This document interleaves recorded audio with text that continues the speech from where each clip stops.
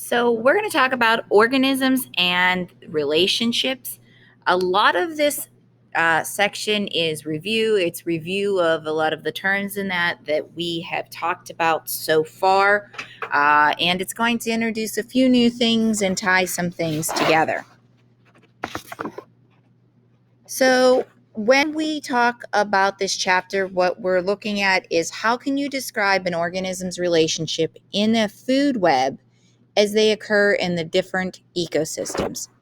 So we're going to tie together the things that we've learned, and I want you to be able to explain an organism's place in different ecosystems. So first, let's review. An organism is an individual plant, animal, or single-cell life form. Organism is a word for living thing.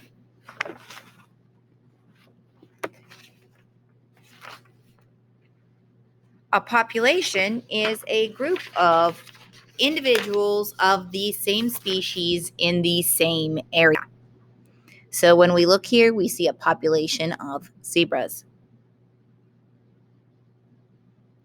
A community is an interacting group of various species in a common location. So multiple different living things in a specific area. An ecosystem is going to involve all of the living things in a community and the non-living things in that environment, like the air, the water, the soil, the temperature, all of those things, and how they interact in that system. A new vocab word for you is niche. It is a habitat supplying the necessary factors for an existence. So this is something that is within an ecosystem. It is a specific area, a specific place that an organism occupies within an ecosystem. Again, a review word, biotic, something that is living or was once living in an ecosystem.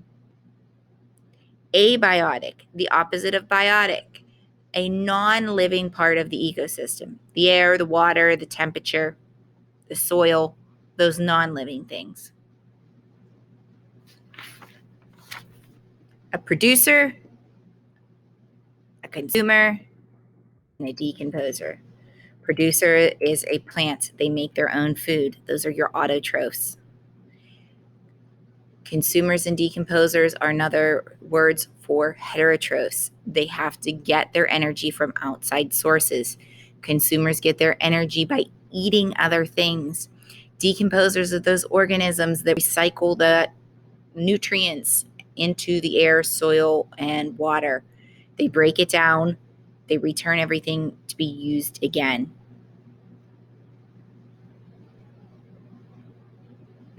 Words that you should be familiar with, but we have not used so far this year. Predator, an animal that actually preys on other animals.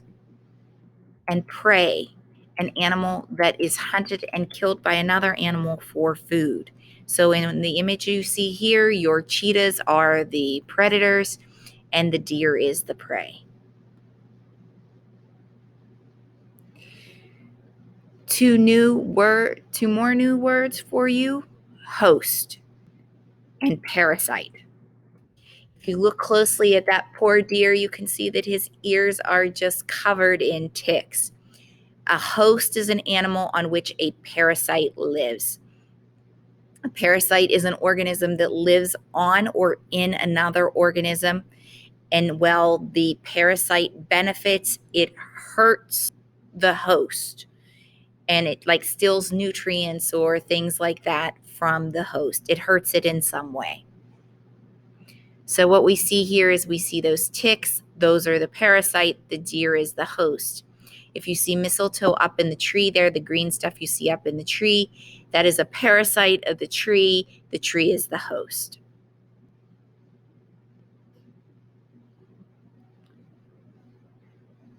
Again, review for you. A food web is a network of food chains. So it is a bunch of food chains all together, showing the flow of energy from one organism to another.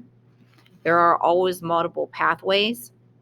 The arrows represent the way that the energy flows. So remember who goes into whose belly. The energy from the grass goes into the grasshopper. The energy from the grasshopper goes into the shrew.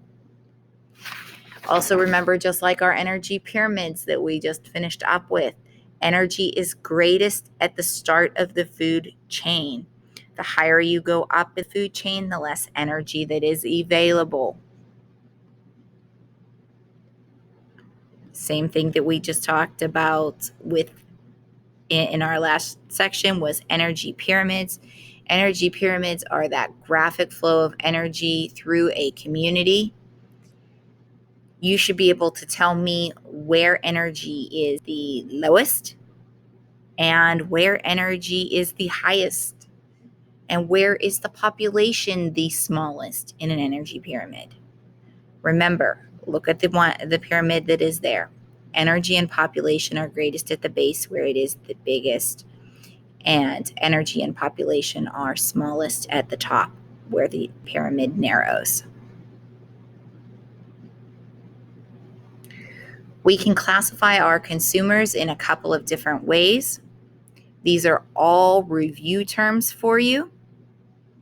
So, herbivores eat only plants, carnivores eat only meat, omnivores eat both plants and meat, and scavengers eat the bodies of dead organisms.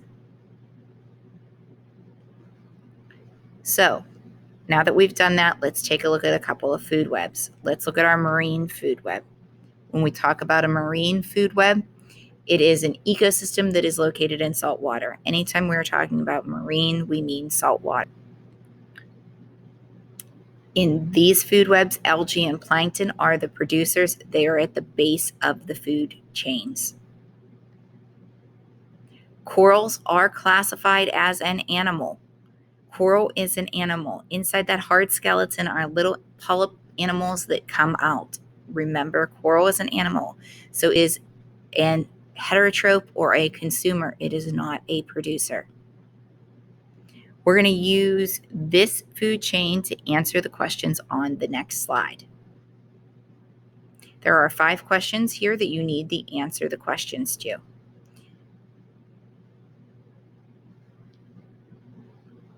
Let's take a look at a terrestrial ecosystem. Terrestrial ecosystem means that it is a land ecosystem. Anytime you see terrestrial, think land. In this food chain, the plantain and the berries are the producers. The titmouse is a bird, in case you were wondering what that is and you've never heard that name before. You're going to use this food web in order to answer the next 5 questions. Use your knowledge that you know about everything we've learned about ecology so far to answer these 5 questions.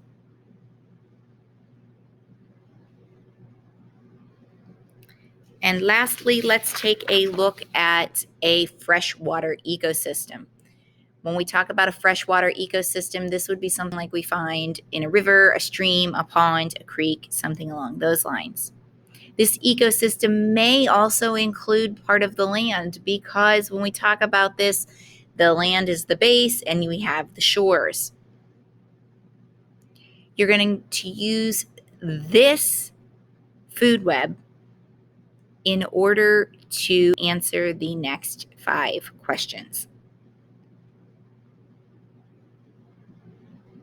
Okay, use your knowledge of everything we've learned so far about ecology to answer these 5 questions.